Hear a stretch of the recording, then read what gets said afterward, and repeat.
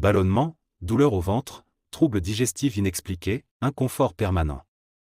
Et si tout cela venait du côlon? Le syndrome du côlon irritable, aussi appelé côlon irritable ou colopathie fonctionnelle, touche aujourd'hui des millions de personnes dans le monde. Ce trouble digestif, bien que bénin, peut considérablement perturber le quotidien.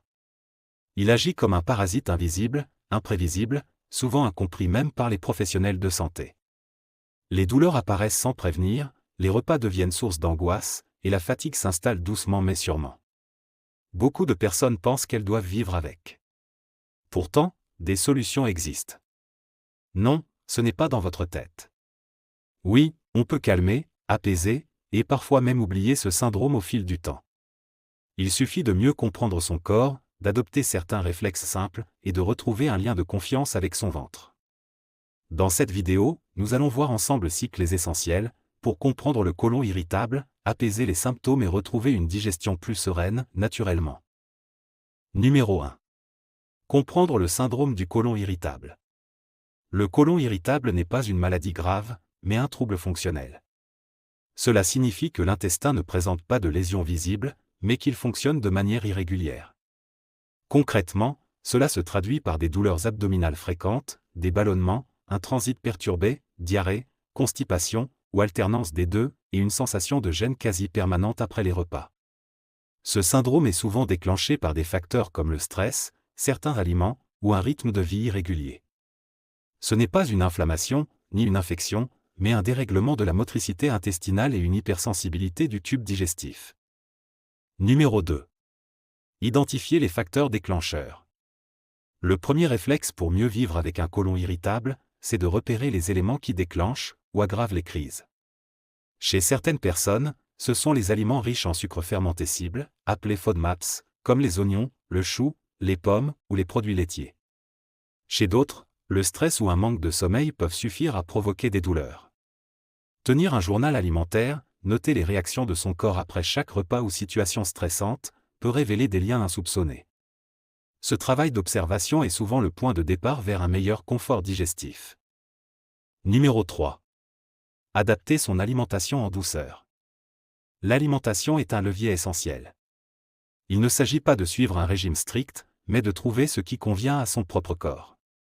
De nombreuses personnes ressentent un soulagement en réduisant les FODMAPs, ces sucres mal absorbés qui fermentent dans l'intestin.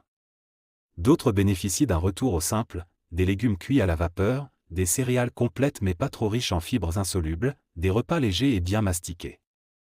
L'important est de ne pas se priver à l'extrême, mais d'adopter une alimentation bienveillante, anti-ballonnement et facile à digérer.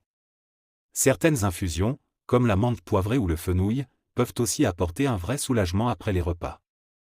Numéro 4. Gérer le stress, un allié indispensable. Le ventre est notre deuxième cerveau. C'est là que se concentre une grande partie de nos neurones, et que se fabriquent de nombreux neurotransmetteurs liés à l'humeur. Quand le stress monte, le côlon se contracte. Il réagit en accélérant ou ralentissant le transit, provoquant douleur, crampes et inconfort. La gestion du stress n'est pas un luxe, mais une vraie solution. Des techniques simples comme la respiration profonde, la cohérence cardiaque, ou la méditation de pleine conscience peuvent aider à apaiser les tensions internes. Des promenades en nature, une activité physique douce, ou simplement le fait de ralentir le rythme de la journée peuvent avoir un effet immédiat sur le ventre. Numéro 5. Restaurer l'équilibre de la flore intestinale. Le microbiote, c'est cet univers invisible de bactéries bénéfiques qui vivent dans nos intestins. Chez les personnes atteintes du côlon irritable, cet écosystème est souvent déséquilibré. Des études ont montré que certaines souches de probiotiques peuvent soulager les ballonnements, améliorer la régularité du transit et renforcer la barrière intestinale. Mais attention, tous les probiotiques ne se valent pas. Il faut parfois tester plusieurs formules avant de trouver celle qui convient. De même, l'alimentation joue un rôle crucial, des aliments riches en fibres douces, comme les flocons d'avoine, les bananes mûres ou les carottes cuites, peuvent nourrir ces bonnes bactéries et rétablir un terrain plus sain. Numéro 6. Retrouver confiance dans son corps. Vivre avec un côlon irritable, ce n'est pas uniquement gérer des symptômes. C'est aussi une relation à reconstruire avec son corps.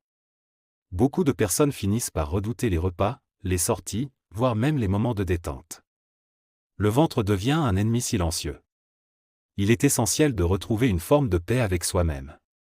Cela passe par l'écoute, le respect du rythme du corps, et parfois, par l'acceptation que certaines journées seront meilleures que d'autres. Ce n'est pas une fatalité, mais un chemin d'ajustement. En s'entourant de professionnels bienveillants, en échangeant avec d'autres personnes concernées, et en reprenant le contrôle, il est possible de transformer l'inconfort en connaissance de soi. Pour conclure, il faut savoir que le syndrome du côlon irritable touche de nombreuses personnes, souvent en silence. Ce trouble digestif, bien que fréquent, reste encore mal compris. Pourtant, des solutions simples, naturelles et efficaces existent. En comprenant les déclencheurs, en adaptant son alimentation, en gérant le stress, et en prenant soin de son microbiote, il est tout à fait possible d'apaiser les symptômes et de retrouver une vraie qualité de vie. Le plus important, c'est d'écouter son corps, sans culpabilité, sans brutalité. Chaque pas, même petit, est un pas vers plus de confort, plus de sérénité, et une meilleure relation avec son ventre.